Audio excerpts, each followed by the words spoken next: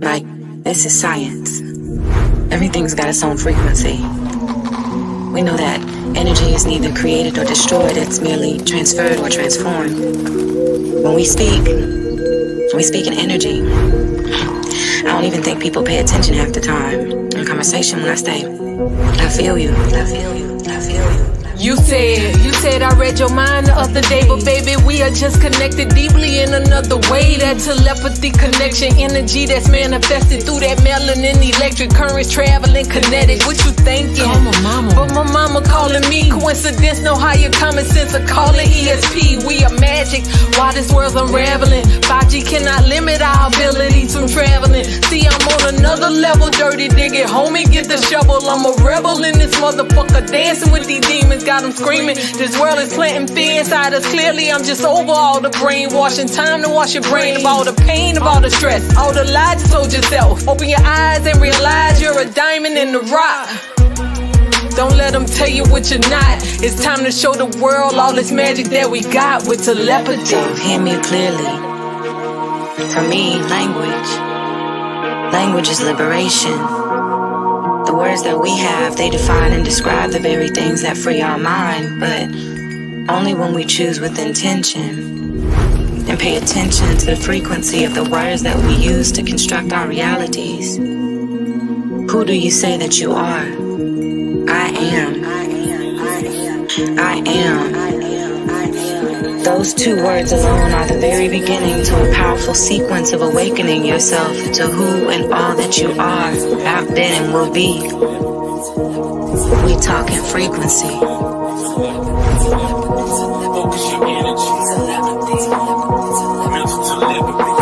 Clouded visions, poison minds, can't see clear enough. The world full of interference, so God ain't hearing us. My spouse miles away, can't even take a walk in public. Coronavirus got us locked away like lab subjects. Close your eyes and you can feel the pain, we all connected.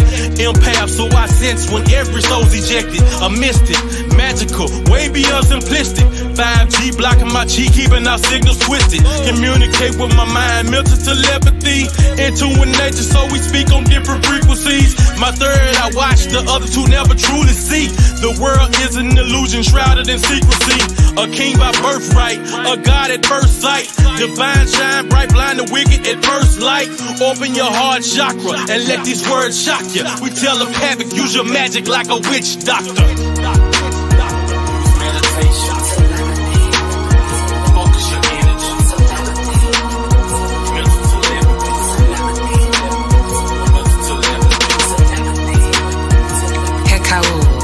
Kemetic or ancient Egyptian words of power that speaks to the soul. I command your soul to listen. Nuktichaz un mesura aritun ak em ta tema'u. Nuktichaz un mesura aritun ak em ta tema'u. Nuktichaz un mesura aritun ak em ta tema'u. The chaz un mesura aritun ak im ta tema'u.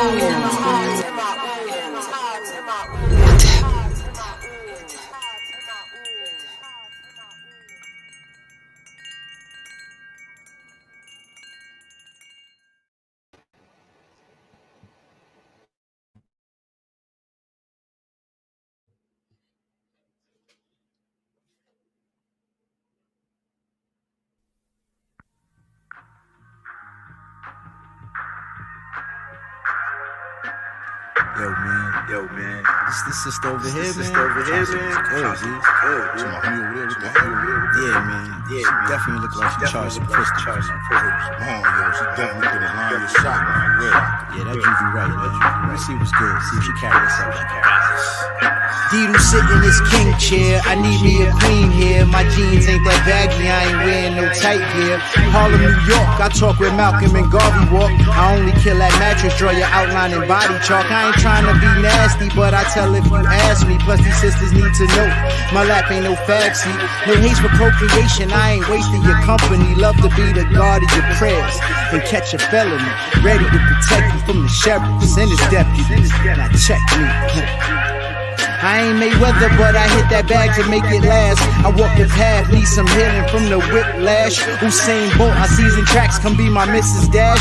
I'm Diddle Green, tell my daughter, baby, stack your cash. What's the 411? Let me know, son.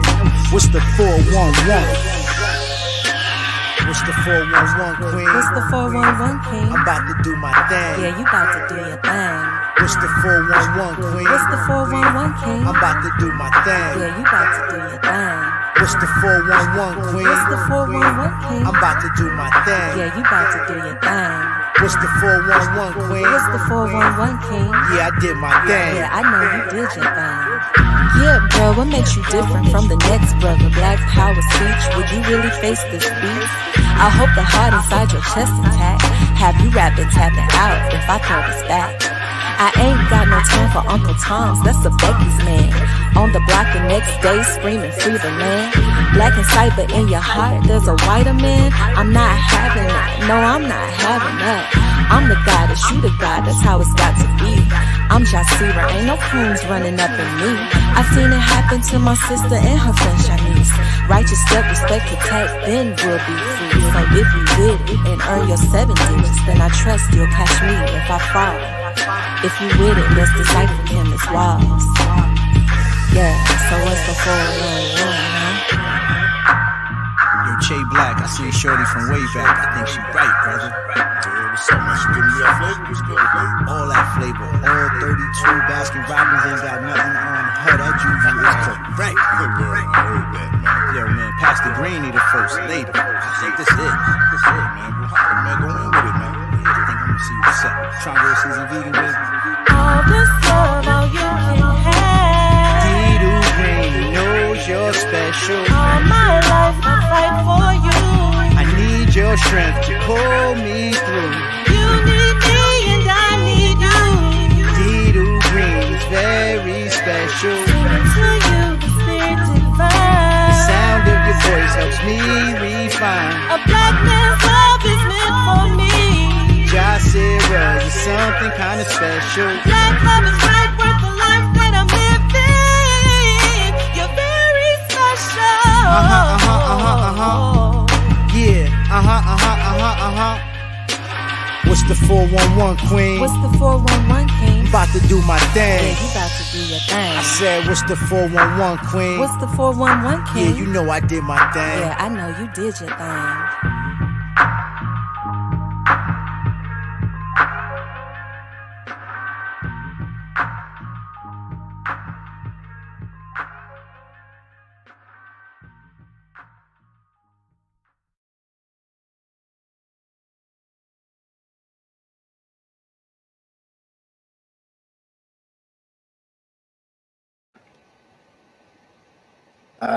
Nice. Celery juice, got that celery juice, bro.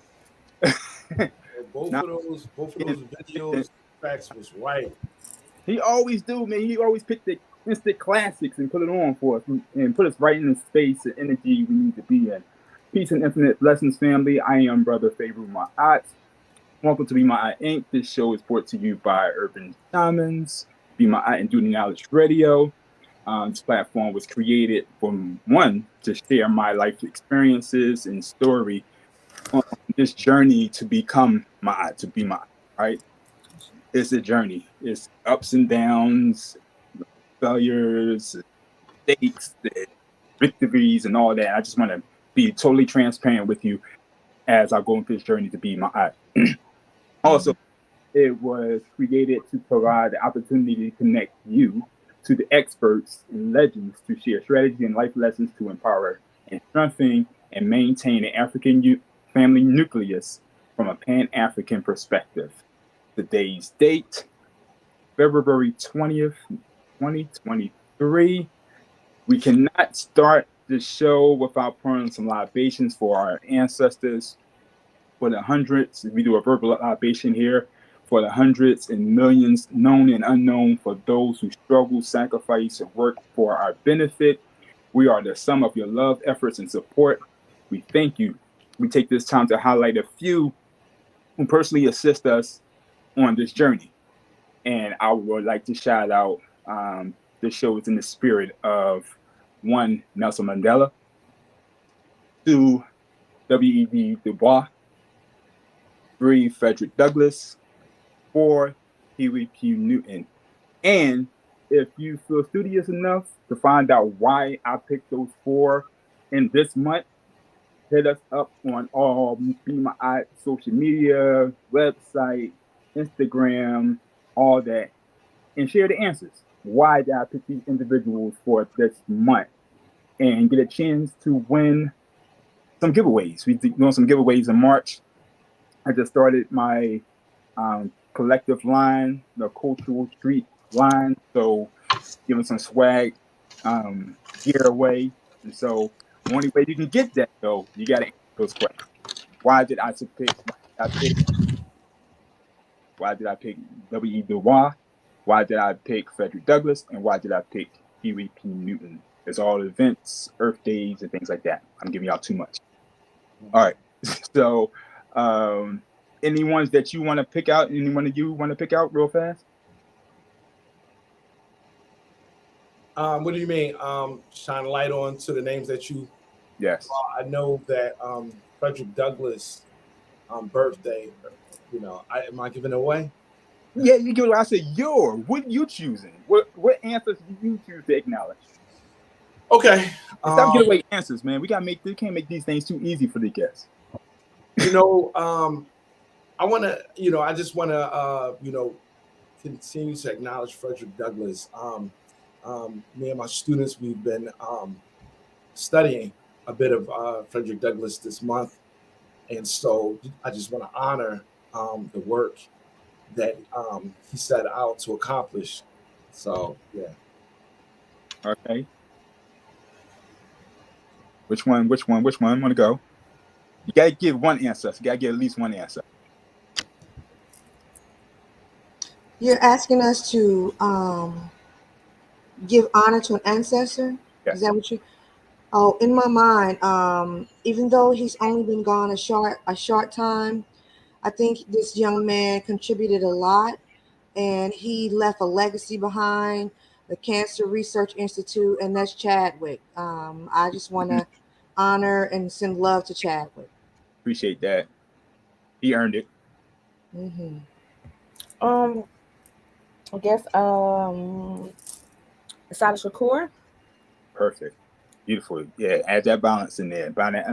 And the reason why I'm wearing blue today, of course, is for us, you know, putting her energy out there.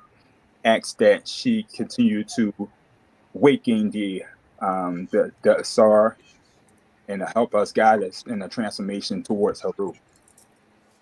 So now I was in line, man. I had my blue hoodie on today. So you represent. Hey, I didn't do it intentionally, but listen, it was. We all in that same energy, brother. And Yemen Yai, you know, get props to Yemen Yai as well. I'm wearing my, you know, the lake for Yemen Yai today. The colors for my eye is blue as well. So yeah, that's what I'm saying. It's like it's all that feminine, and I'm so glad to have y'all here today. So let's get to it. Give y'all a brief introduction to yourselves. If I read y'all bios, half of the show will be gone. So want to introduce yourselves and give a nice introduction to yourselves. Okay. My name is BeWisdom Maat. I am a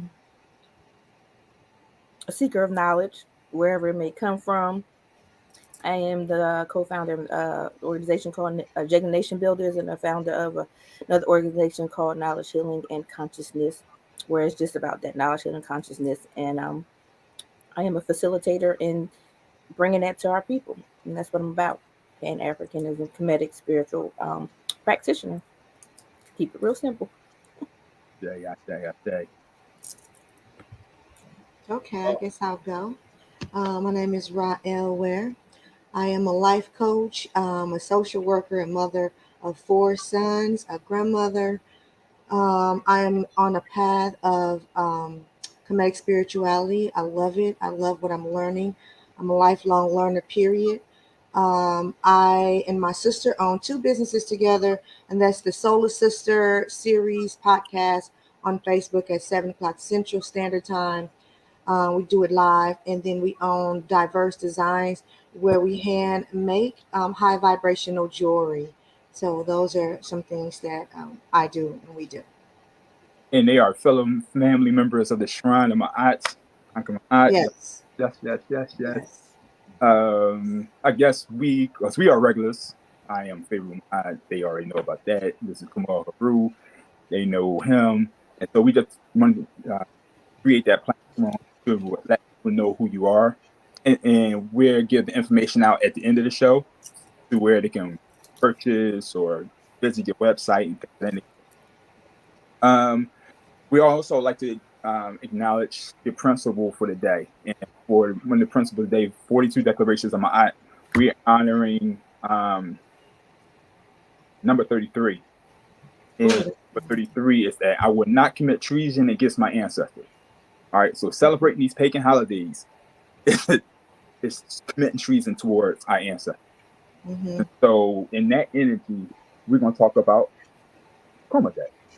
And I want to kind of touch on Black Love Day, because Black Love Day was the first introduction to me. Anybody is familiar with Black Love Day? I wasn't until someone sent me a little Happy Black Love Day message. I didn't know anything about it. So, oh wow, yeah. At least you got some Black Love's acknowledgement. All right, so Black Love Day was came around in February. It was first celebrated February 1993, if I'm not mistaken. Celebrated on February 13th.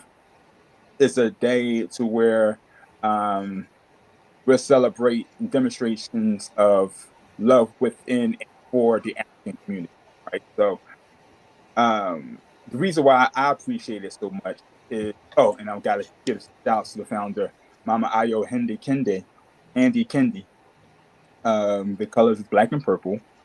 And the reason why she created it was she was with so much violence in Washington, D.C. that she felt like she had to do something to kind of provide an alternative towards that.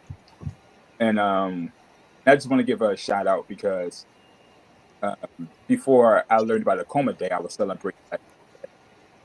And I know Black Love Day had helped me heal on many levels because it concentrates on like 5 tenets, and it's all about the self, right?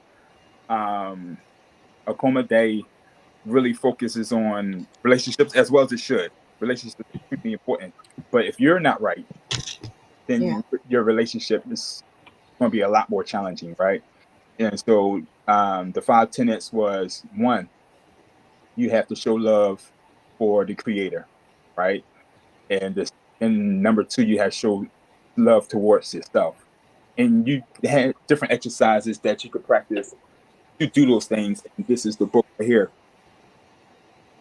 Anybody that's been really following me knows that I've been doing this 52 book challenge, right? So each week I have to read a book, right? So this week here was dedicated to this book, right? But we're going to talk about this one first. All right, so the third tenet you practice is for a family. So you make a phone call for your family members that you haven't talked to in a while.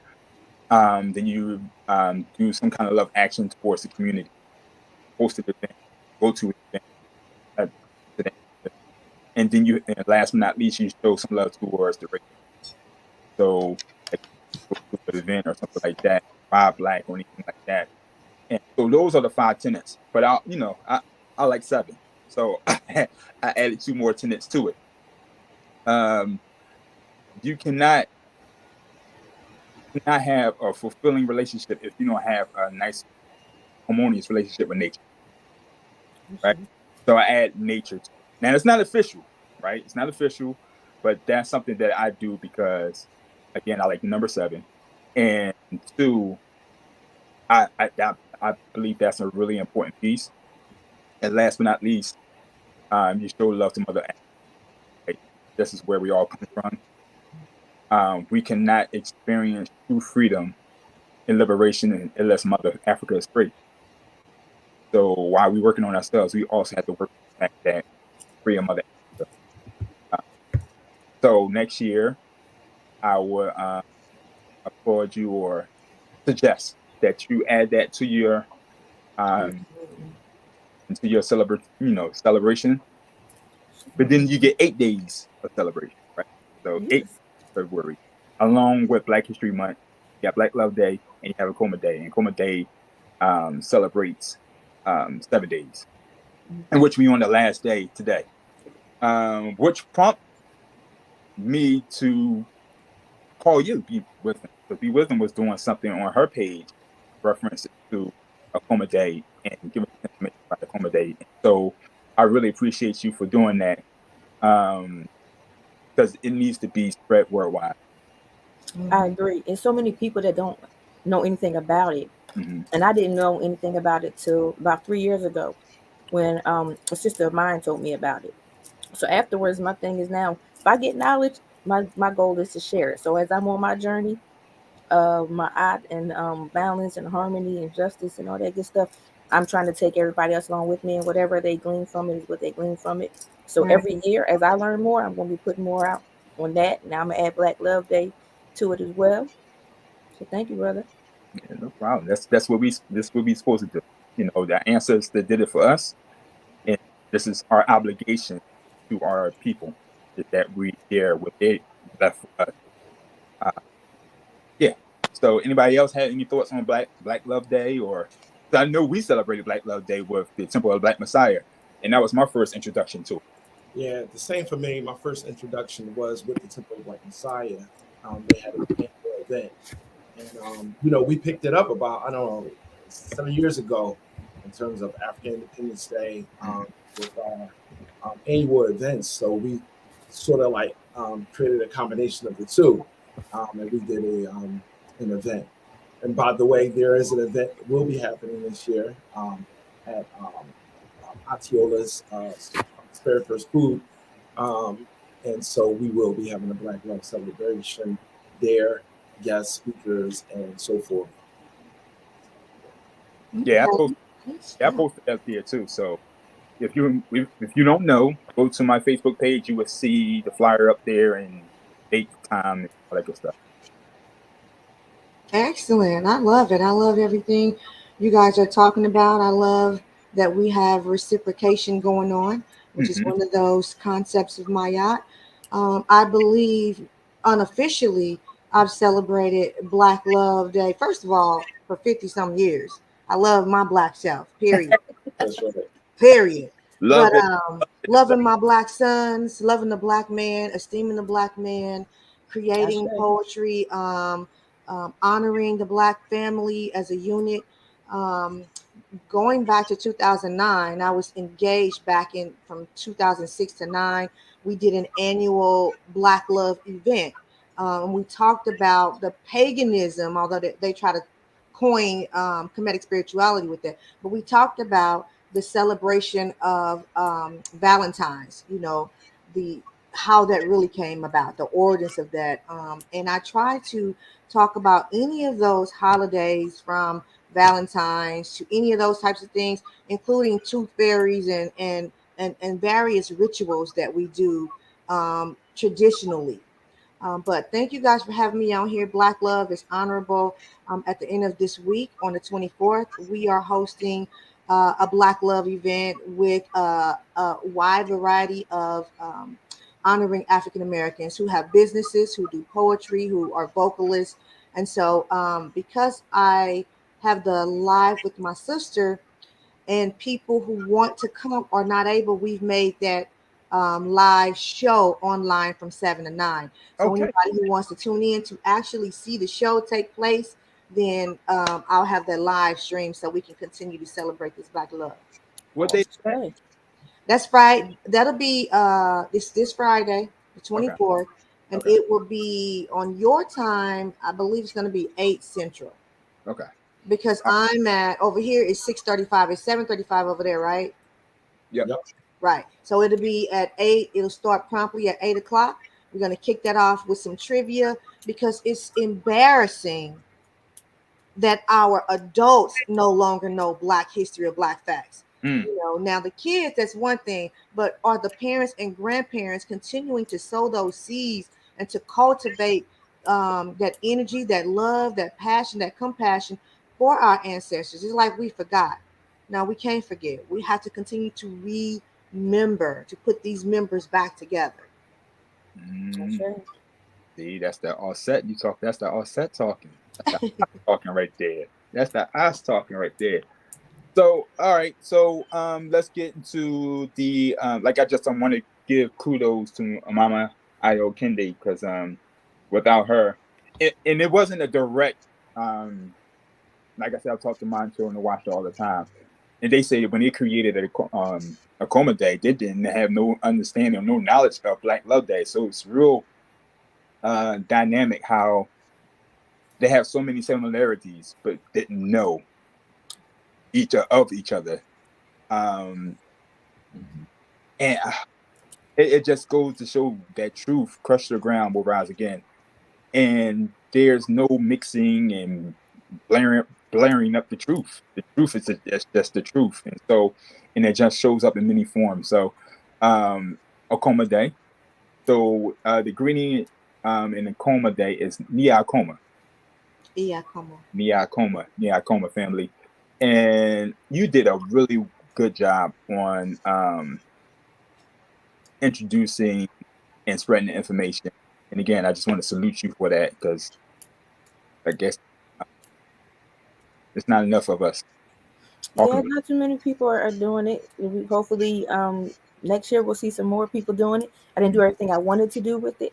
However, like he put up the book, everyone who's watching or will be watching this, go get it. It is an amazing book. Some stuff in there that exercises and thing that they have for families, for relationships, romantic relationships, and also just all relationships is some dope information in there. Dope information in there. I mean, it has strategies. It has cultural responsible strategy on how to restore us as African people. So I deep gratitude for them.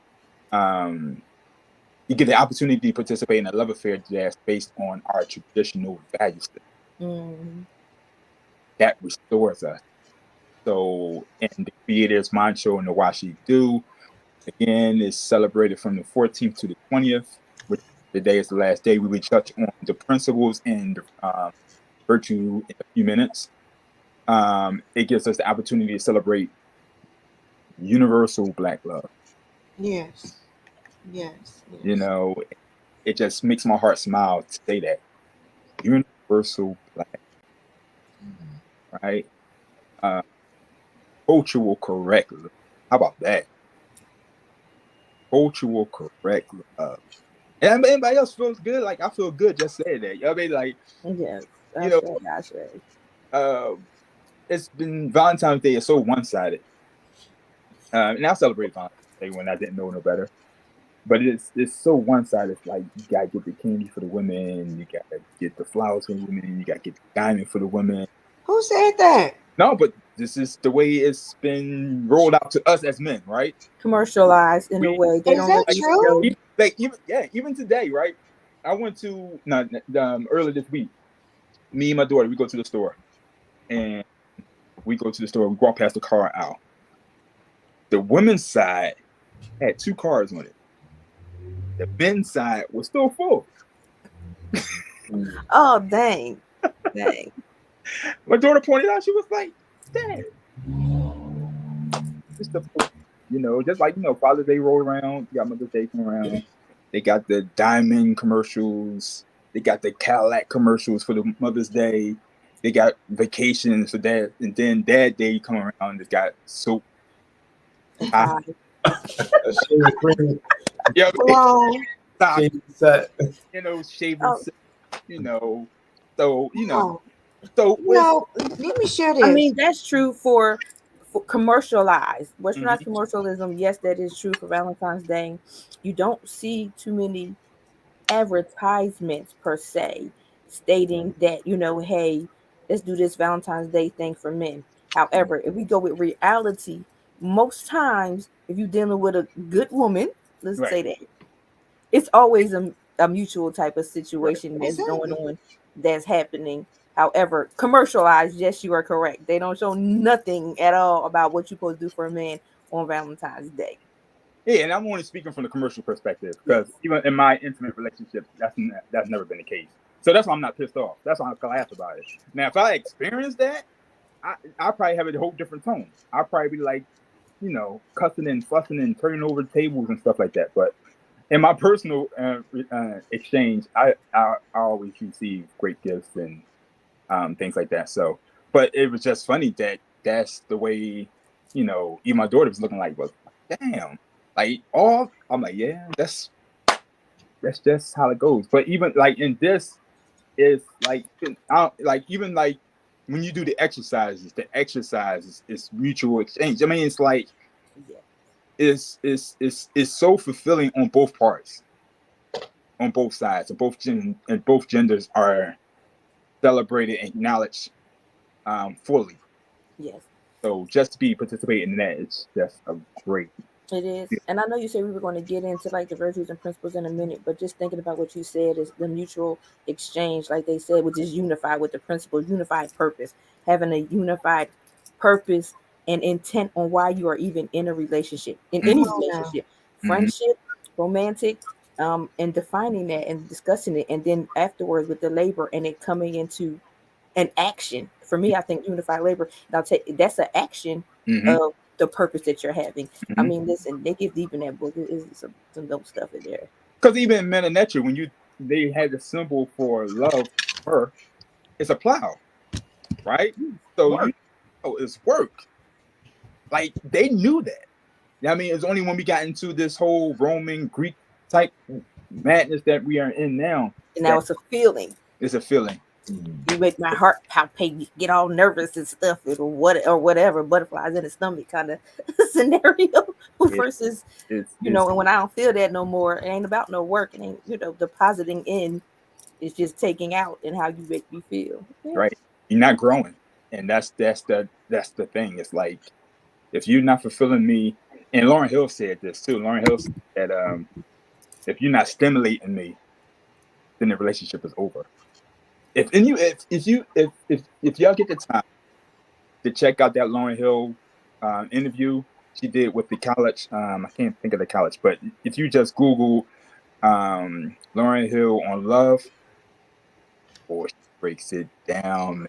Oh man, it would have you, it would have you in that space because she talking about how love.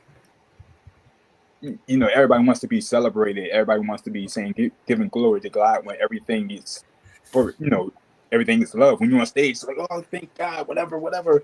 And then when shit is bad, it's like, oh, it must be the devil. No, I mean, that's God as well. You know what I mean? It's like, this is your opportunity to grow. This is your opportunity to evolve.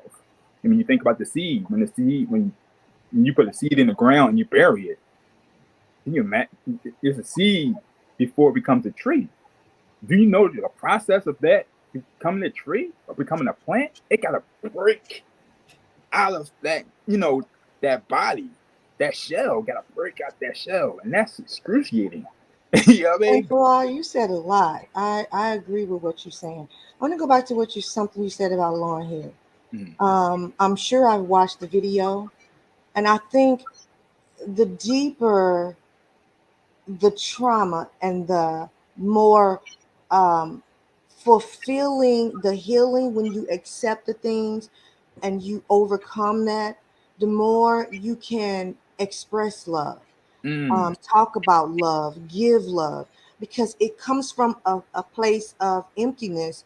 And like you said about the seed in the dirt, the manure is what helps us grow. The stuff we got to grow through it. You know what I'm saying? Right. And so when we go through all the stuff, people are trying to bury us or whatever it is.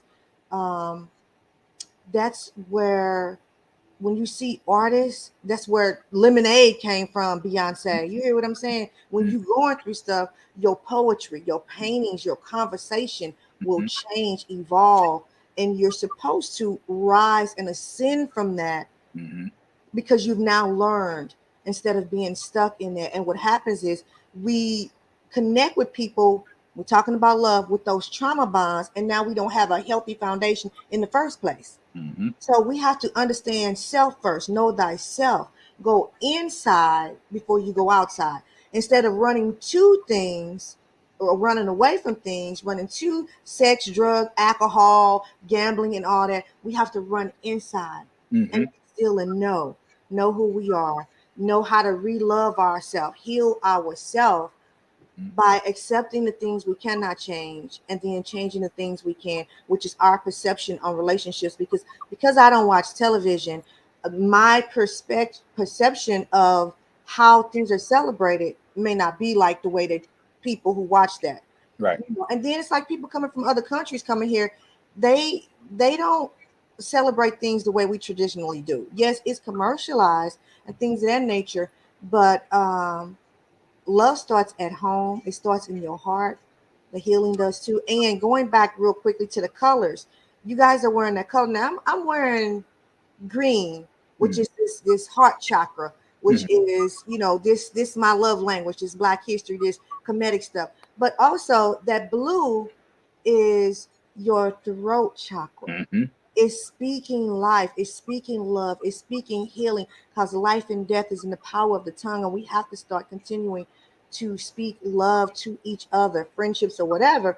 And when it's not serving us, just like trees and stuff, we have to prune it and cut it off, even if it's a relationship. If it's suffocating us and burying us and not allowing us to grow and thrive, we have to cut that stuff off. Or suffer. Yes, suffocate. Yep. Yes, suffocate. So I just wanted to talk about that for a little bit, because for me, culture is the solution to 90% of the things that we're going through. Ooh. And that's why I take the culture piece so seriously, and it's in every facet of my life. Like even in the modeling gigs of like cultural model, even like the music that we do is Urban Shamans. We do cultural music.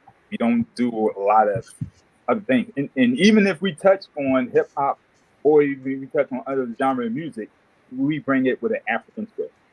We always throwing culture in there. We always representing culture. And so I wanted to just touch on that. Give kudos to Macho and Nawasha. Ayo Candy,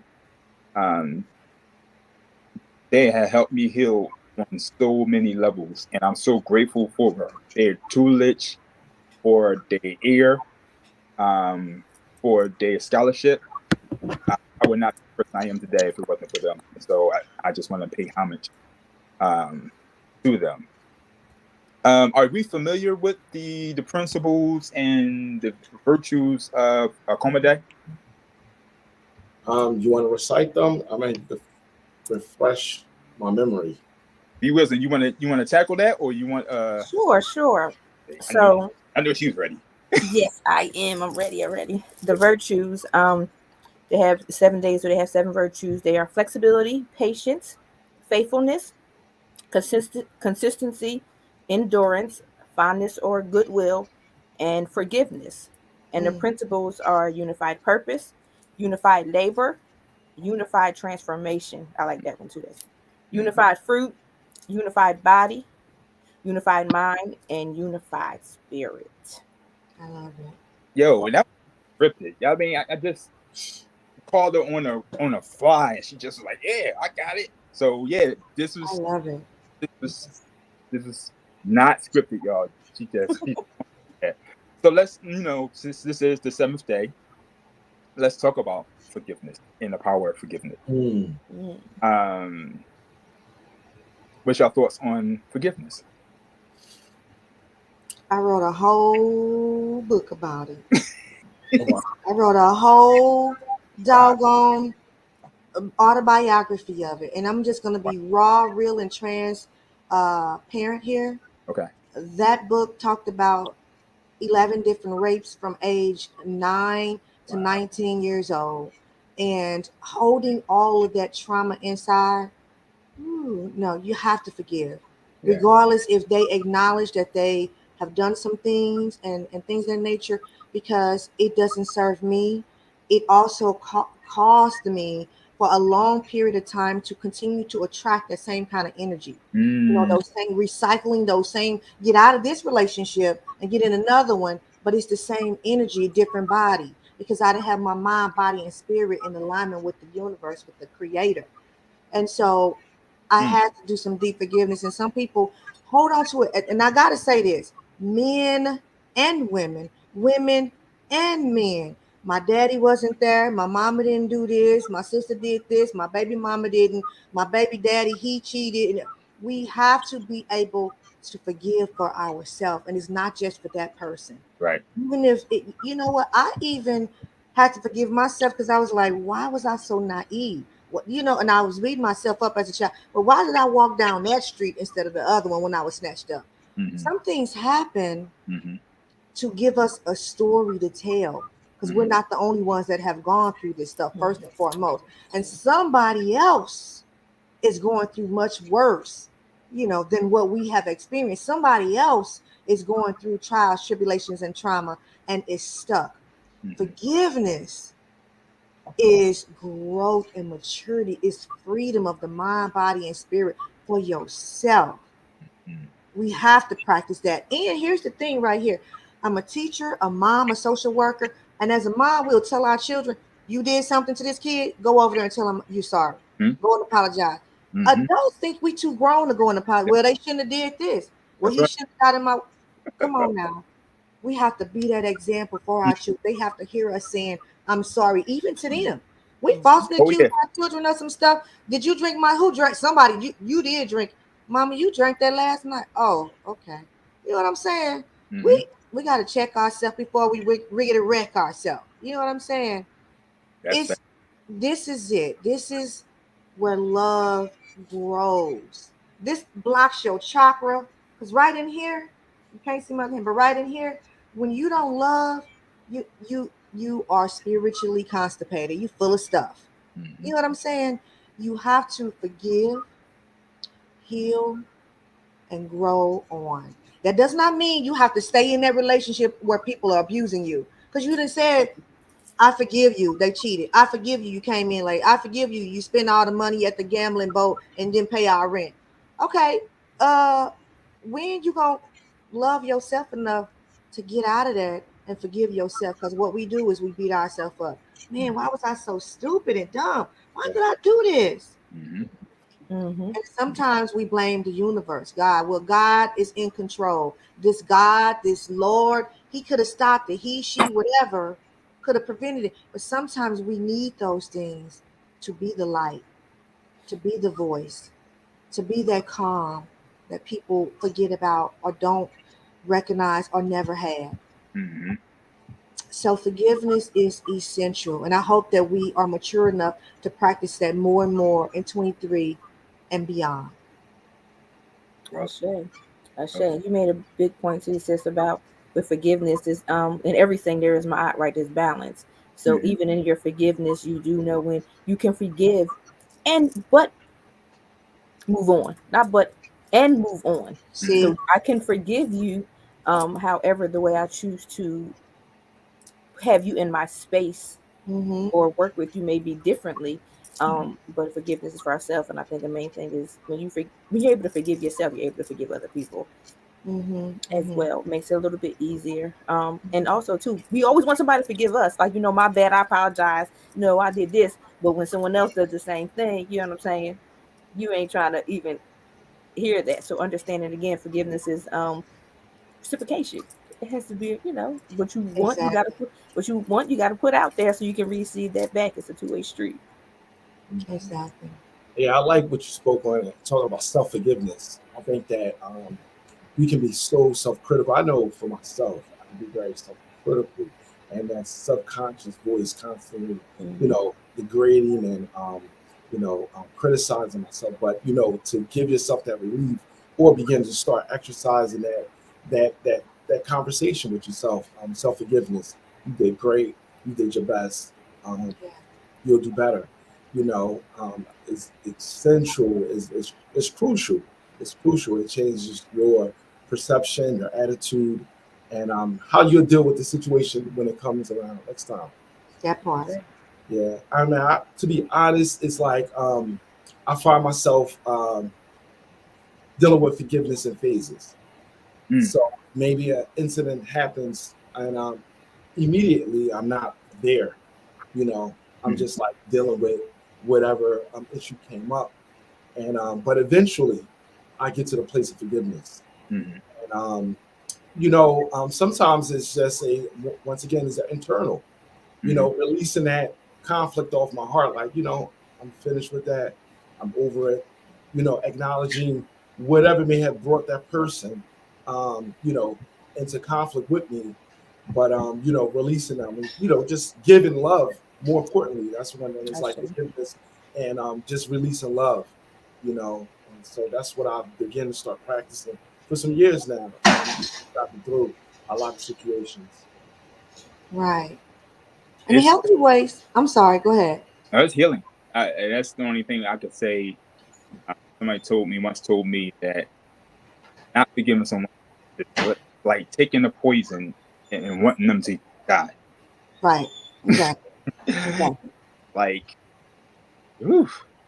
forgiveness for me is it's a process of perfecting character. So that is the process of perfecting character. Okay. Interesting. Yeah. And I think it's important for us to point out to ourselves and whoever is listening is how, you know, how do we do it? Do you deal with that hurt by overeating, by repeating the same thing? So we have to think of healthy alternatives like writing, painting, walking, drawing, changing your diet, meditating. You know, we have to start talking about the how you let it go, because I get that a lot. Well, they did this. How am I supposed to let that go? How am I supposed to be? Because it starts with you. Write it down, ball it up, burn it. You know, whatever you need to do ritualistically to let that thing go. See yourself, imagine that weight coming off of you, be in your imagination, and maybe you have to practice it multiple times until you feel lighter enough to just levitate. You're gonna flow, because forgiveness weighs you down. It makes you feel heavier, it makes you feel burdened, it makes you grow older, and all these different things. It causes physical ailments in your body, migraine headaches, peptic ulcers, all these different manifestations, because you're holding this trauma, this unforgiveness, this pain inside of you. And it prevents us from being the best version and the highest version of ourselves. So when we can just let that go, then our light will glow. We can just glow from it, grow from it, you know, and be that. You know what I'm saying? I say that because they say science said that 83% of the diseases that we go through is 83% of it is emotion. Yeah. You know, emotional intelligence. I just went through this, like, and I share this with you, I think, more. I went through this whole exercise challenge with this Asian guy. And this Asian guy is like, I think I'm in pretty good shape. This Asian guy was like 76 years old, right? He's smoking, you know, he talking some, I can do this, I can do that. And he's smoking, drinking. I'm like, oh, okay, all right, this dude, this gonna be easy. It's gonna be a breeze. I bet you $25 I can beat you in push-ups. I'm like, $25? All right, $50. I was like, all right, bet. Put my 50 down, put this 50 down. This dude, right? We got to like 40 push-ups. And I'm like, my arm's shaking. I'm like, I'm not gonna let this dude beat me, right? So we got to 50, and he conked out at 50. I had to squeeze out one more to get that $50, right? But what it made me realize that he was happy, even though he was doing all these destructive behaviors. He was eating, he was drinking, stuff like that, but he was happy, which gave him the strength to do whatever. Like he was healthy because he was doing what he loved to do. He was happy. Now I met a lot of vegans who are vegan but hate it, eating because this is the thing to do from cancer. They dying from heart disease. They dying because they're not happy. They doing something because it's a fad. even though it's a healthier option, but they're not happy. And so when you spoke on the whole the emotion and the letting it go and the forgiveness, that came to mind. It was just like, we can't judge a book by its cover. We really have to just accept people, not be so judgmental, not be so critical, not just have mind. That taught me a lesson. I would never, ever doubt anybody ever again. I don't care if they fat. I don't care what the situation may be. I will never underestimate, just because I'm in shape, that I'm stronger or more in shape or more healthier than them. It could be wrong. I could be wrong. I was definitely wrong. I would like say too, when you were talking about about that unforgiveness and how it weighs you down, made me think about the fact sometimes when we think about we're not forgiving the other person, honestly speaking, we're not forgiving ourselves for whatever happened in our lives, or that what that person did to us, because we allowed it. So at the end of the day, that's where the healing comes. The healing is not about forgiving them. It's about forgiving yourself for thinking that you put yourself in that situation in some kind of way, or whatever the case may be. And like you said, it's a weight off of you. So yes, it's a big weight off of you. And like you said, it deals with your health in so many different ways. When just like you, when you wrote your book, and I'm sure that was a healing process for you of letting go and forgiving. I did the same thing, and I wrote a poetry book dealing with the same stuff. And when you do that, the weight that's off of you and the freeing and the health issues that you one point might have had, that you no longer have, like you said, when you dealing with what in Kemetic, I know we call them the chakras, but they're called the Irit. Orishas. Yeah. Within, in Kemetic is Iritu kind of. So when you're dealing with them and you able to open them up, when you deal with the healing from each one of them, and like you said, that throat one, girl. That's huge. Yes. So what's your go-to? All right, so your go-to is what, as far as the forgiveness? What is your go-to too? For me, writing. I write poetry or just write whatever. I paint as well. Within the last few years, I've gotten a little bit more into meditation and some other things, as far as like something that Raaw'el had mentioned, writing it down and burning it, actually having a ritual where you're meditating and praying and you're releasing those things from your life physically, in a spiritual, way, I guess you could say. So those are my go-tos. What's your go-to? And water. I'm sorry. Got to have that water. What's your go-to? Me? Yes. Oh my goodness. I'm just sitting still. Sometimes I'm just in silence. I have to try to turn those voices off in my head, even in the silence. Just sitting still. Sometimes I'll just allow all of the emotions to flow through me and accept them and breathe through it and reflect on that was yesterday and this is today. That was then, this is now. Even if it was just 5 minutes ago, I'm still. And sometimes after that stillness, like she said, it comes out in writing, or sometimes when I'm cleaning. I don't know about y'all, but when I'm cleaning, I'm quiet. I'm wiping stuff down, and I feel like it's an external expression of my internal cleaning. So sweeping, mopping, doing laundry. And so it's an expression of, let me clean this up inside. So yeah, it's writing, it's music, it's meditation. Mostly it's being silent, being still. Khamuo, what you go to? Drumming has been a tool for healing for me. Not too long ago, me and a brother, that I worked with, we were on the road somewhere, and we was going to an event, and we got into a heated debate, discussion, and I was like, how are we going to perform? How are we going to be able to do what we needed to do? But we had an opportunity. I said, listen, let's just drum before we do anything. Drumming has just been a blessing. Bike riding for me, walking, all of those exercises give me a time to, sort of like look at things or detach myself, separate my emotional my mental, and just be involved in something intensely, and I get a chance to kind of like go back into my body and review what happened. It's like, oh, it wasn't so bad, So those things have been really good for me. All right, so yeah, for me, drumming is one of it. But I want to give a shout out to Lisa Nichols. Anybody know Lisa Nichols? Absolutely. All right, I was listening to her one day, and she did this mirror work. Mm-hmm. Yo, that's been my go-to ever since, for like the past 2 years. And you're supposed to be doing it at first. Like first couple times I did it, I was like, I'm looking at myself in the mirror, and I'm like, I'm proud that you blah blah blah blah. But the I forgive you piece, ooh, that was the hard one. Yes. Through, I forgive you for not honoring yourself. Mm-hmm.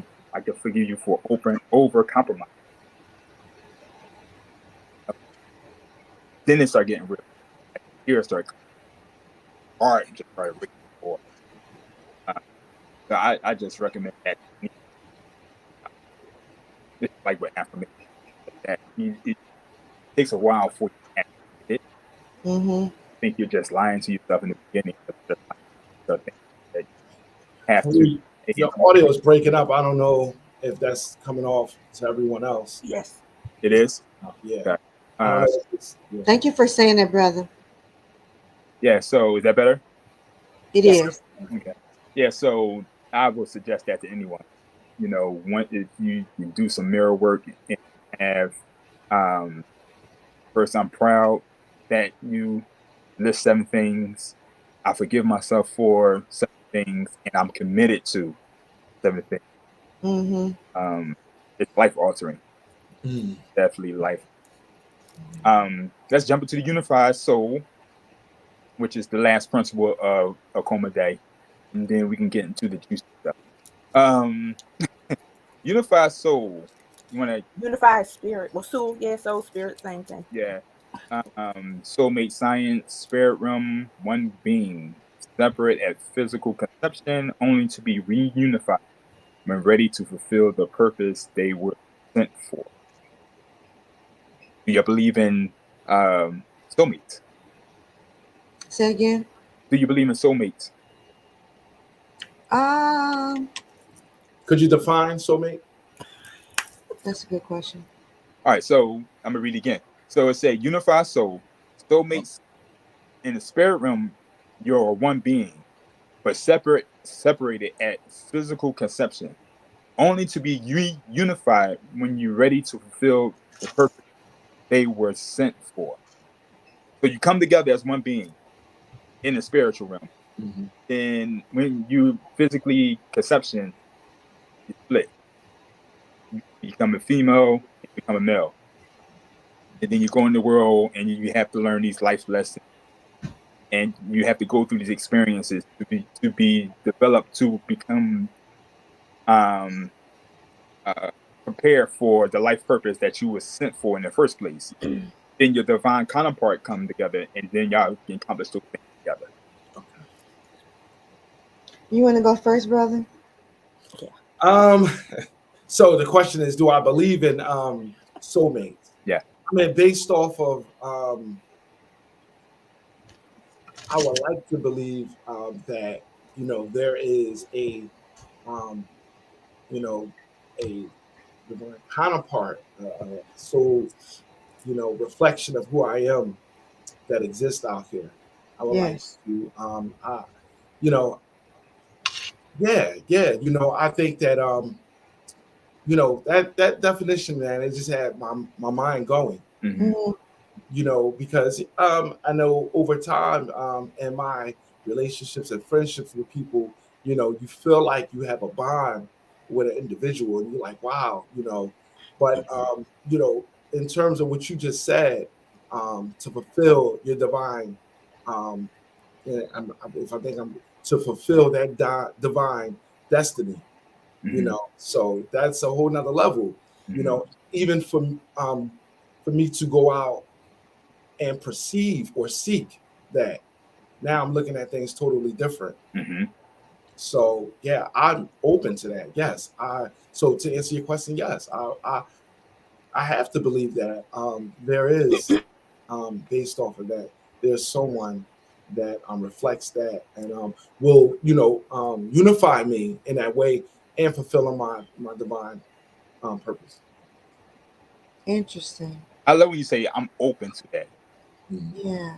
Because these are the things that we learned in the 7 sevens, right? If we was in our traditional culture, we would know these things. Mm-hmm. We won't be making all the mistakes that we're making now. Yeah. We picking these partners and we picking these things because we're doing it on our own. Yeah. You know what I Or mean? sometimes too, maybe sometimes you say when they come together, we say we come together as that divine purpose. Sometimes you may feel that way, that person, there's something about them that your spirits connect. However, because of where we are, the things that we went through, dealing with the indoctrination of some falsehoods and things of that nature, not healing right, that may be that person. However, they're not healed and you are. So when y'all connect, y'all don't get to reach that divine purpose together Mm-hmm. because someone is not, for whatever reason, never reaches that ultimate space for you guys to connect in that way. I'm going to say this personally. I think that you can have more than one soulmate. That came to mind. Indeed. I was going to go that direction. And I'll let you speak first. I ain't trying to get real deep in this, but I think you can even have that more than one soulmate on a romantic level. That's just my personal opinion. However, but yeah, I do believe in soulmates, and when that spirit connects with that other individual, to reach that divine purpose, that is sometimes very blissful, very blissful, very blissful. I think, first of all, I think the word mate throws it off because in the connotation of how we're used to hearing that word mate, it's like mating. So I think that throws off the soul mate, and you have soul ties and all this. But I do believe that there are soul energies, and they don't have to be male, female. They don't have to be sexual in nature. I think my sister and I complement each other spiritually. And I'm grateful that we have a complementary soul. That's why we are solar sisters. I think that we meet people, and I think that they can just be a seasonal soul that we have to learn something from for a certain period of time to take us to another level. Now, what you were saying, Sinette, BeWisdom, I do believe that you can connect with certain people on a certain level, and you can grow even if it's two different people. Now, again, I'm not talking about sexual, because that's the first thing we think is, okay, soulmate, somebody I'm trying to marry and settle down with and be intimate. I don't think it's just that. I think it's who we work with. I think it's who we build with. I think it can even be somebody who leads us, a mentor, a pastor, an intepi, because our souls connect and we soul into each other in a way that helps us to elevate. Now, the person that you were saying they're not ready yet, then that may not be that magnetic attraction of that soul. They just was somebody passing by and you learn something from them and you keep rising. But I think soulmates were in our lives previously, and that energy comes back around and you can almost connect instantaneously. When I first met BeWisdom, I didn't know her. I met her through my sister, but I liked her. You can just there's an energy like, you know what, I mess with that person. It's something about them. We got similar energy, and I mess with them. But even in religion, that can throw us off. You know what I'm saying? And you said something earlier. I want to get off the subject on this because I'm gonna let you respond, and I'm gonna come back to something you said about judgment. We have to come back to that because that prevents love. But in summary, I think the word mate throws us off when we talk about connecting with our spiritual selves or our soul or whatever, however you want to call it, the Holy Ghost, whatever it is that's in our higher super consciousness.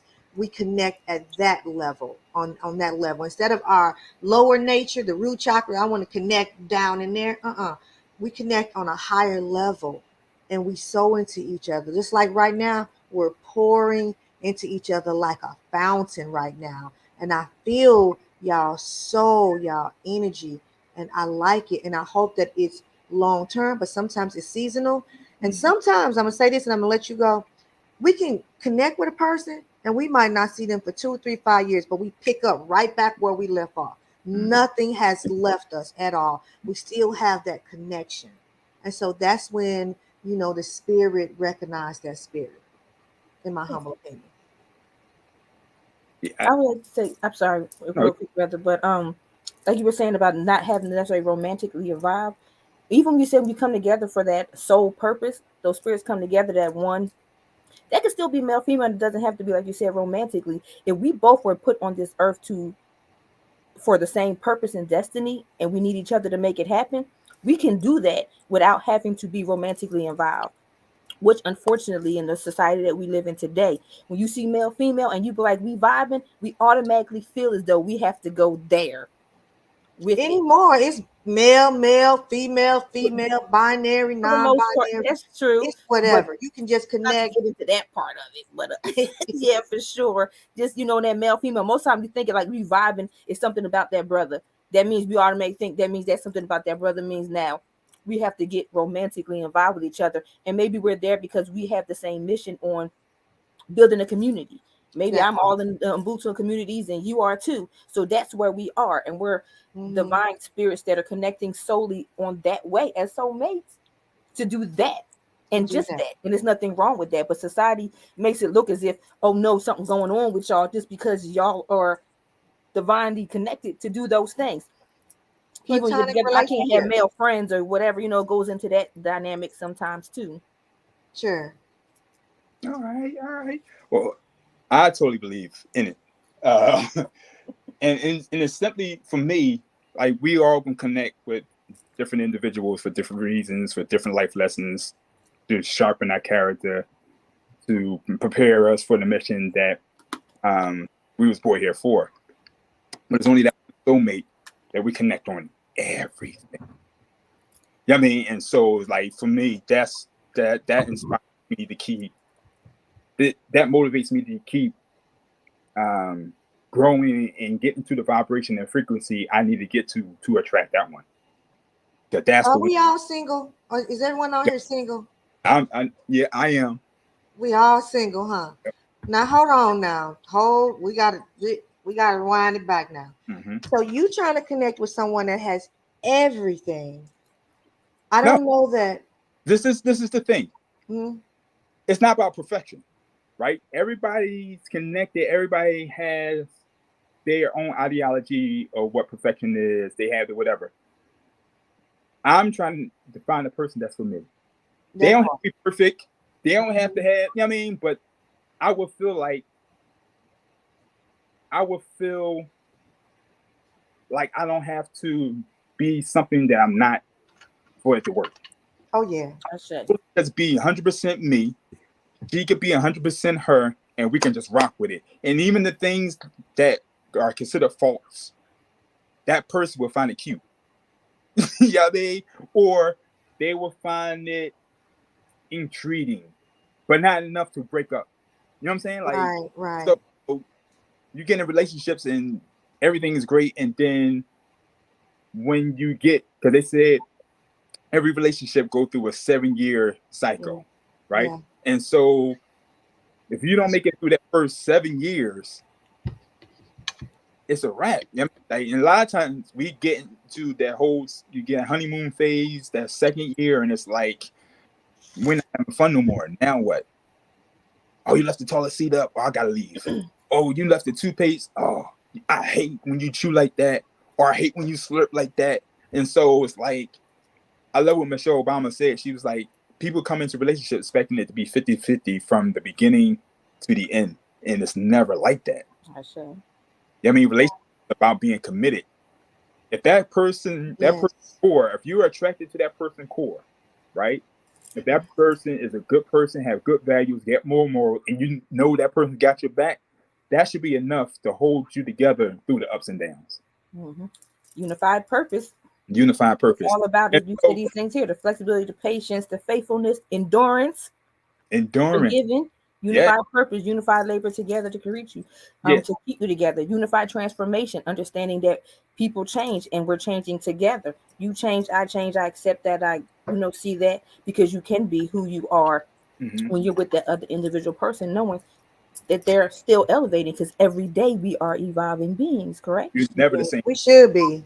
You're never the same person. So if you get with a person and expecting them to be the same all for the rest of your lives, you're in for a rude awakening.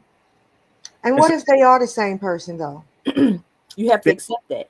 Then you gotta accept that. Or or let go. They never, I've seen people where you can say, you ain't changed a bit. You still just like you were 20, 25 years ago. Some people don't grow up, brothers and sisters. Some people don't. Some people do not grow up. They stuck. They don't want to. They don't see anything wrong. They're comfortable in poverty mindset and slave mentality. Some people don't. Or sometimes, sis, it's not even that. It's not about they stuck in a certain poverty mindset or whatever. It's just who they are. I had a conversation with my son about his fiance. He would call me and he would complain sometimes about her and all these things that he wanted her to be. And he saw it in her. She can do this. She went to school for this. She's talking about she wanted to do this. She can have her own dance school. She can do these different things. But all she wants to be is a mother. That's her thing. Yes, she's a great dancer. She did that. She went to college. She did these things. She has an amazing job. But her passion is being a mother. But he wanted to do all these other different things. And he was calling me, complaining. I said, check me out, homie. He's like, listen, it doesn't matter what you see or think her potential is. Do you love her how she is, knowing that maybe she may never, ever be those things or go into that potential that you see her to be? And I say the same thing. I had to tell myself that, looking for somebody to be in my life. If I don't love you for who you are right now, I don't care what I see you could be or couldn't be. Right. If I don't love you for what you are right now, I need to walk away from you, because you may never reach that, because maybe you don't see what I see. Right. Or you see it and you still choose to stay how you are for whatever reason. So if you can't love that person for who they are and what they are at that particular moment, knowing that they may never ever change, you might just walk away. Get out. That part. And you know what? And you're not just doing it for yourself. You're doing it because you do love them enough to say, this is not gonna work. You go. I love you enough to say, I'm not gonna drag us through this. And it might hurt now, but it's gonna hurt a whole lot more after you have invested time, money, love. We have to be mature enough to walk away. Let's rewind this to that 7-year thing. 7 years, that comes up a lot. And let me tell y'all, transparent again, January made 7 years of celibacy. And I don't plan on going 8, 9, 10 more years. I'm just saying.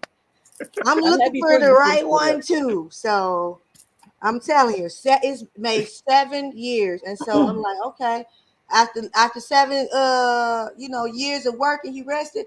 I've done rested. I'm ready to your completion. Girl, go on to something else now. Girl, come on, where you at?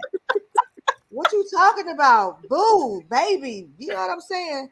Come on, why things still working over here? You know what I'm saying? Come on. So, you know what I'm saying? But they have to know too. They have to know, like I know. I've had guys come to me with a ring and said, the creator, told me that you're supposed to be my wife. Well, he ain't text me. Why he ain't text? You ain't even my what? Females and males. And I'm like, wait a minute now. I think I'm gonna know at the same time you know. One of us is not wait. You know what I'm saying? I do know I'm ready. I do know I have to put out that vibration. And somebody told me this. They said there's a lot of beautiful, sexy women that are single out here. So men have a lot of choice. That means you may not get a man because men are limited. I said, you can think like that all you want. That's a limited belief. The one for me is out there. We making our way to each other. I pray for him every day. Babe, I hope you had dinner today. I hope that you folded and did your laundry. I'll see you when you get home. You're taking a while. I don't know what you're doing. Did you put gas in your car? No, I'm serious. I'm talking to him every day. I get up in the morning and I pray, babe, I'm going to work today. I know you praying for me. I'm gonna be all right. But babe, I don't know when your plane coming. If it was a delay, I'm waiting. That's awesome. Because I know he is out there like he knows I am out here. Wow. And when we come together, the universe is gonna be, y'all gonna be like, man, something been shifted in the universe. Because it's gonna be that love thing. And so, but also this society has made relationships as disposable as cell phones, batteries, cars. Once we use it up, we got to upgrade and get something new. That's not how relationships are. You have to keep growing with it like a garden. Pull the weeds out, keep putting the sun on it. Keep you. It's something you have to work at. You don't just get married like, okay, I'm married now. No, the work starts right there on yourself, on the relationship, on your goals. You have to have conversation and be able to accept things you cannot change about that person. It's not disposable. That's why my grandparents was married over 65 years. All of my mom's brothers and sisters have been married 20 to 50 years. Wow. I want that kind of love. You're gonna get it. You're gonna get it. You know what I'm saying? In my person, what son? Exactly. But yes, I'm just saying, I'm sorry about that, but I'm just saying 7 years of completion. I've gone through the hard work, but see, here's the thing. Some of y'all get so hurt that you jump into another relationship 30 days later, you know, with all this baggage. You're not even finished with this yet. Yep. You know what? You want to jump into something to numb your pain so you can look good or you can one up that person. We can't keep doing that. We got to be mature and intentional. I'm dating with intention. What are you looking for? Oh, I don't eat pork. I don't want that person. It's not even about me. I don't want you to come home and you think that I'm gonna make you some pork chops and put all this Lowry seasoned salt on there, and then you want bake ham on Easter Day, and you want me to be the first lady. I ain't doing that. I'm not. No, that's bad. Purpose. So, and I've been told that you'll make a good first lady. No, that's not me. You're seeing the wrong one. And you got to be real. You got to be honest. It don't have to be cutthroat. When I tell you once, no, that's not for me. And I tell you, what I just tell you? Because you pushed me there. Look, right. I'm not mean, but I'm not going to allow you to compromise yourself and what you're looking for. And I'm not going to compromise myself. You know, there's certain things I don't smoke. I don't need no cigarette smoke in the house. But small things, leaving the toilet seat down and stuff like that, I'm not going to get on my man about that because we're here to stay together for this life and the next life. We got a love like that that's going to last. And, you know, I'm here waiting to exhale. You know what I'm saying? Literally. Right there. That's yes. Wow. Give me those books. Mail me those books you got over there. Shoot. I'm studying Kama Sutra and Tao sexual healing and transmutation, Napoleon Hill. Because you know what? It's not just about the dollar. It's about the difference this man going to make in my life and I'm going to make in his. He ain't got to be no 6-figure income. Sisters, y'all got y'all bar trying to get these high value men. They done told y'all the wrong thing.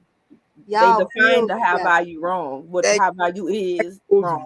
Right into, listen, all right, so let's solidify this now, right? Because we coming to the end of the show. But I want to get into the high value man. I want to get into the divine masculinity and your ideals and stuff like that. So are y'all available for next Monday? Yes. Same time? Same time. You ain't got to answer now. I'm just putting it out there because I really want to get into that conversation. Because we need to have these kind of conversations. You need to have some questions that you wanted to know about men. And we're going to answer it real. We're going to yes. Oh, you with that? Yeah, I thought you was about to say you need to have something different. I had to listen closely to where you was going with that. So, but yes, so I need to have those conversations. But you know what? I'm wondering this. Is it what I'm seeing is, we got to come back next week because what I'm seeing is some people say you only go on a date and after that third date, he's going to be expecting something. Well, I'll pay for his meal, but what else? you know, we don't talk about this. What? And some of these people say you got to wait until you get married to be intimate. Well, wait a minute. Let me look at his medicine cabinet, see his Viagra up in there, because I need to know before we go honeymoon about erectile dysfunction or something. Come on, let's talk about this up front. Exactly. For real. Because wait a That's minute, important. people getting sex changes, and I want to know where they get all this disposable income money in the first place. How they get their whole body change, and I'm trying to get a breast reduction, can't even get that on my insurance. See, this, oh shoot. But I wanted to get the formalities out the way, right? I'm sorry. Conversations that I want to have, because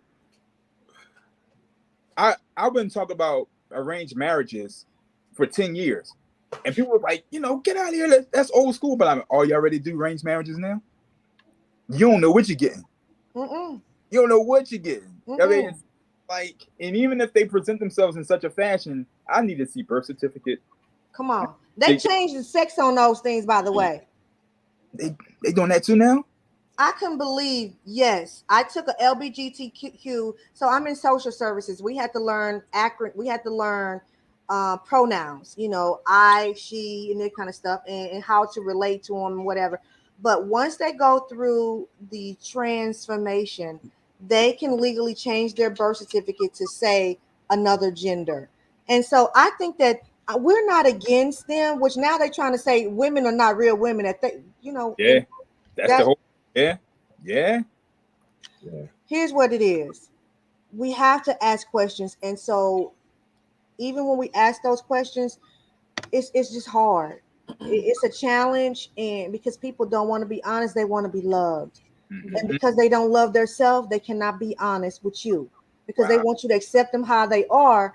Okay, well, get back to how you came here then. And then I can accept you how you are. Now I'm in the wrong because I'm asking you these questions and I'm not homophobic. I want to make an informed decision on who I'm getting with. Right. Exactly. And also for us, I'm going to say the four of us, because I believe this to be true. When you're vibrating at a higher frequency, I feel as though maybe it should be a little bit easier, because if you are in tune with yourself, yes, then vibrationally you will feel when that other person spiritually is for you. If you're on the same vibration, that vibration is going to come and it's going to hit there, and you're going to feel it. Spirit to spirit, definitely a build connection. That's so true. Yes, we're gonna get into this next week. That's what I said. That's what I was saying. Like that's what I'm on now. I'm on bettering myself to raise my vibration and my frequency, and I'm not even dating now, because I'm trying to find out who am I. Like my whole life has been, I want to be the perfect husband. I want to be the perfect man. I want to be, and I did that, and I must have did it wrong, or I did it for the wrong individuals. Mm-hmm. And so I sacrificed everything for the concept of family, and we still broke up. And so I need to relearn who I am. I don't know who favorite was. I don't know what I like. I don't know what I don't know these things. Because, can I suggest something to you, though, bro? Dating will help you find that. I was married for 20 years to a degree, but you have to set your boundaries, okay? So I was with the same man from time I was 15 to I was 38. I didn't know what I wanted. I thought I knew what I wanted when I was 15. I married it when I was 18. Then at 38, we're divorced.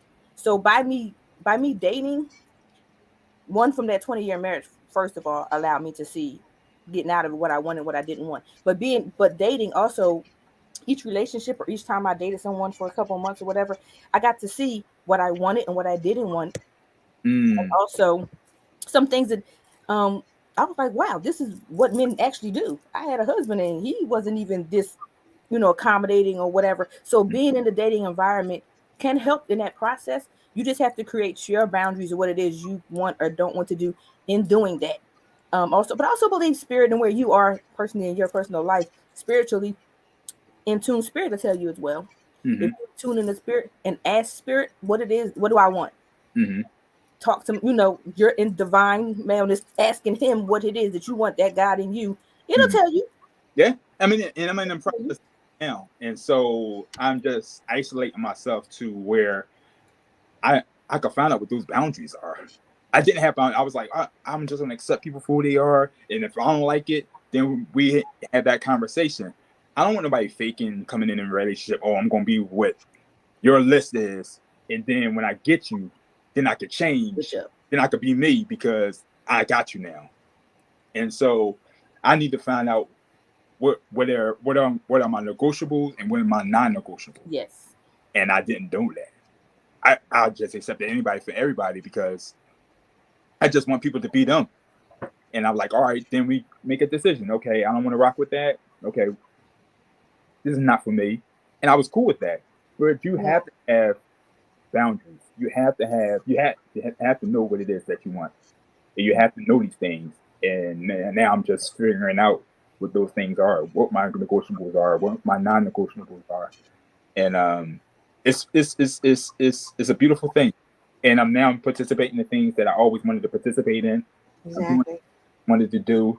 Life is blissful again. Sure. That family dynamic is missing to the degree. And that's a huge part of who I am, but I am loving who I'm becoming. And exactly. So, I can take it. I can deal with that now. So yeah, so I'm open to the possibility of dating. We're gonna talk about that because I don't even know what that looks like, how that goes. I've never dated. I've always, the relationships that I had, we were working together and we got into a relationship. I've never like dated or courted. I don't even know what that's like. Yeah, me too. Like I go in, like if I'm see a person and we're vibing, in my head, I'm a husband. Nobody else is you know what I mean? I'm not cheating. I'm not gonna mess up this relationship. I'm not gonna cheat. I'm not gonna do nothing to mess up this relationship, right? We're not even in the relationship. We ain't exchanged rings. We ain't even say we're boyfriend, girlfriend, we're dating or anything. But I'm like, I'm not messing this up. I'm not messing this up. So I'm not even looking. It's all about you. Me and you. That's it. Right? But somebody told me, old head told me that I was too much value into women. I was overvaluing women. I wouldn't say that. It's just your value for who you are. Exactly. What? I wouldn't put it Brother, that why way. you laughing? No, listen though. Listen. Who told you this? Because listen. I agree with him. Because I was putting that woman over me. Okay. Right? I was putting her needs over mine. I was putting her concerns over mine. I was putting all energy because I had some huge self-esteem issues. Huge. And so any woman that I got with, I felt like I had to overcompensate what I didn't have financially, what I didn't have physically. I had to overcompensate that with service. Right? And so I got it. That was a hard truth for me to take in, but I get it now. And so, yeah. So that's where we are. And you was like, hold on, wait a minute. Who said that? What? Yeah, you know what? I mean, this way it makes sense. There's two types of energies, and those we like, you know, you hear opposites attract, but like also attracts like. And you have to decide which one of those you want in a relationship. Do you want somebody that complements what you don't have or what you lack, you know, or do you want somebody to match what you do already? So you have to decide that. Because again, if both of us like the same thing, we like, you know, every one of us got locks on here. You know what I'm saying? We got natural hair. Do you want a woman who's got weave and lashes? I don't know. You know what I'm saying? Is that what you want? Because then that's not like and like. That's like, you know, opposite attract. Are you good with money? Maybe you're not. Maybe you need somebody to help you balance that. So again, it's you got to decide if you want the like attracting like, and you know what? It's not a one size fits all because sometimes y'all like a lot of the same things and sometimes you don't. We're not always, like you said, 50-50, 100%. We up and down. Relationships go like this. Sometimes they flow like this. But sometimes somebody is up, down, you know what I'm saying, whatever. And we got to just ride the wave and stay with it. But this is a deep and good and healthy topic. These are good, healthy, mature conversations that need to be had when you have so many platforms out there on YouTube that are belittling or demeaning women, and you still have those black men in Hebrew Israelites or into Kemetic or Christian or Islam that say a woman needs to be submissive and do what I say. I'm submissive, but subservient means I'm beneath you, I'm under you, and you have more power. And it's like that's not even what it is. How do we balance each other? How do we love each other? Look, the brothers are really listening on when I said that. Sinet BeWisdom. Like, wait a minute, that's what we. But Yeah, we seriously, definitely got to do that for sure. Because or just having these conversations that we're having, because there's so many out there, like you said on YouTube. But it's the opposite of what we're doing right now. yeah, That it be 2 women, 2 men, and what we're talking about is we banging heads with each other about what black love looks like and what black men did to me and what black women come is on, this. And see there. it's that type of scenario versus coming and recognizing that black love is good. Black love is black love. Like, listen, I don't know what else to say about it. And the fact that some of the issues that we may have with each other, understanding the root of what that is. That part. So it's not, and it's the cycle of it. So it's not us against, it's us against them, unified. You know what I'm saying? As the reason why black women and black men are the reason why we have some of the issues that we had. And how if as black women we can be better, and then you guys as black men can be better, then us in relationships will be better. And then our children will be better. Thus their relationships will be better. Because at the end of the day, and something that hit me hard, as Yana Van said something, she was watching one of her shows with a woman, she was saying the first woman that a man loves is his mother. There's things that a mother can say to her son that's either going to build him or break him. Oh yeah. His first heartbreak is maybe from his mother. So even me having sons who now are grown, thinking about the fact of some of the things that I see within women, what did I do that caused that break that I thought I was doing good at, but maybe somewhere, somehow, in his eyes, I broke his heart some kind of way. Yes, You don't look at it that way. And the same thing vice versa with men and women. So, men want to, we as women sometimes when talk about black man ain't this and that and other. Well, guess what's this? Why is that? What is it that his mother or we as women did that had him feeling the way he is and that he treats us the way we do? We want men to hear us about why we don't like you or this and you that and whatever and the things that you did to us. But what do we do? What do we do or did not do that put them in a space that they're in a space where they're on defense and not open fully to receive love from us? We have to be understanding of that. What you put out there, you have to be able to give it back. And that's the thing. I just had a heated debate about that. I'm into the whole doula for dads, and so we are doula training and doula stuff for dads. And so we went to this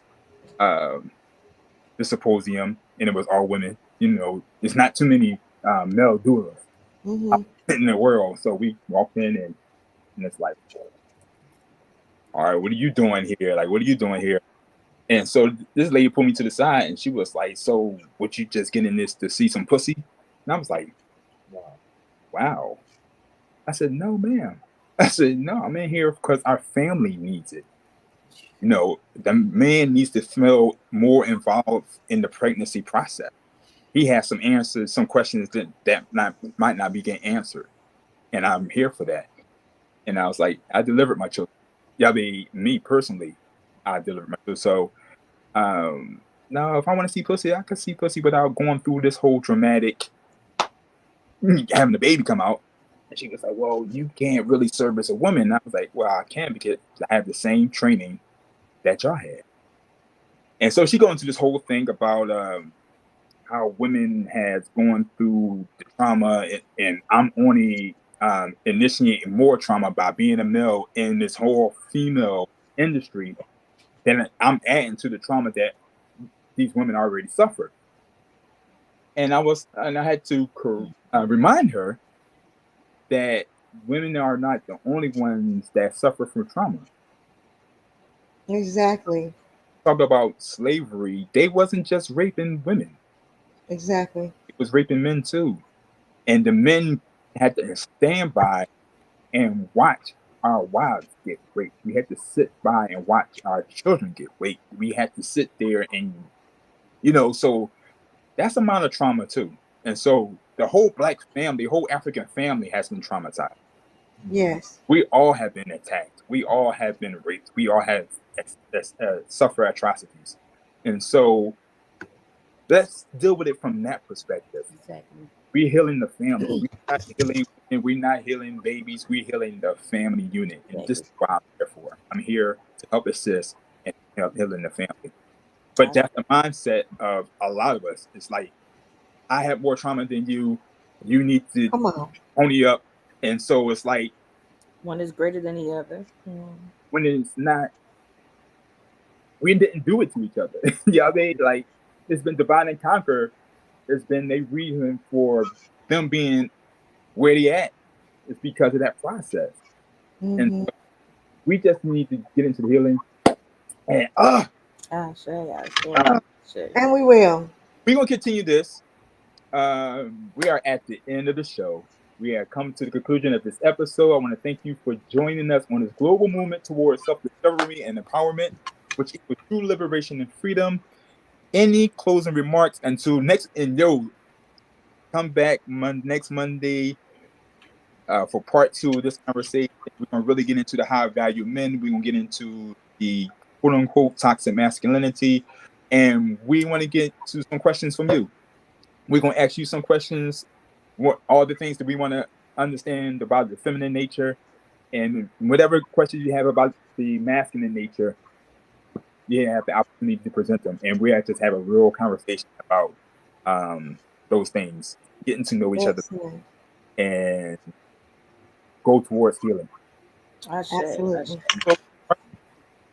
I like to just say one of the things that I felt in this exchange was that everyone's heart is still open to love. Mm-hmm.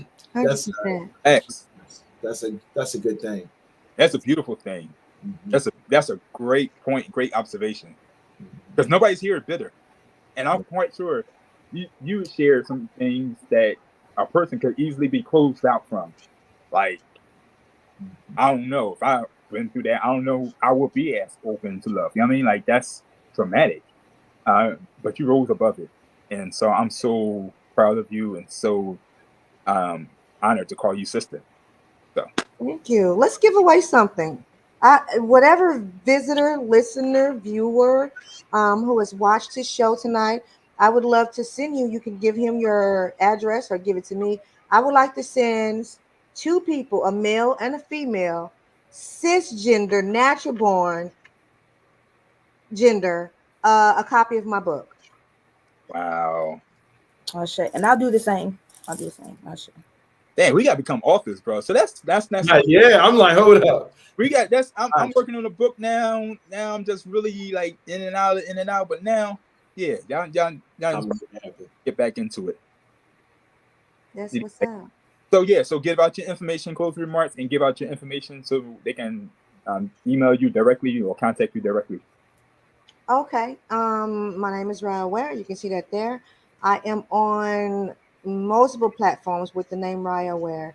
You can find my book actually on Amazon. It's called Behind the Door, Facing My Demons and Breaking Free. And so it is a memoir of me growing up in East St. Louis. And it just journals throughout my life. It's a compilation of journals. And I think that in the end, you can find healing in yourself. You can find that you're not the only one that have gone through trauma. You can find triumph. So I would love to give that away. You can send it to me in my inbox right there. Send me your address in my inbox, and I'll put that in the mail on tomorrow. Hey, awesome. Same thing. My name is on here, BeWisdom Maat. You can find it the same way on Facebook, Instagram, TikTok. Same as all of it. Inbox me the same thing. And I will give you a copy of my book. My book is somewhat the same, but it's in poetry form. It's called Sunshine Black Rose, which is my pen name, from origination to transformation. So, yeah, hit me up on social media, Facebook, And I'll send it out as well. Peace and blessings to you all. Shem and Ma'at and Hotel. Shem and Ma'at, yes. That, I mean, so brother, what you already said your last words. Yeah. Well, I'm just gonna go into my so you don't want to miss the next week's show. We're already solidified that. If you have any show topic ideas or resources to assist on this mission, please email me at Farugh Ma'at at 1973@yahoo.com. If you found value in this presentation, please give and or support, no matter the amount. It's all tax deductible, so you can always send me up to get the tax ID number. Thank you to all the supporters and sponsors, Urban Shamans, Do the Knowledge Radio. This program is solely funded by your generosity and your contribution. To donate, this Cash App is under the ticker BeMai Inc. Money sign BeMai Inc. If you like this program, there are tons of other programming like this on this platform, and they could also use some support. Cash App, Money, Knowledge Born Allah at Do the Knowledge Radio. And thank you and again in advance for joining us. And thank to all the guests. I am extremely grateful to share this sacred space with you. Yes. That's so vulnerable and so open towards your gifts and your information and your wisdom. So, thanks again. And much more. Thanks again. And remember, be my eye and become a master of your life. Ashe. Say. Ashe. Peace. That's it.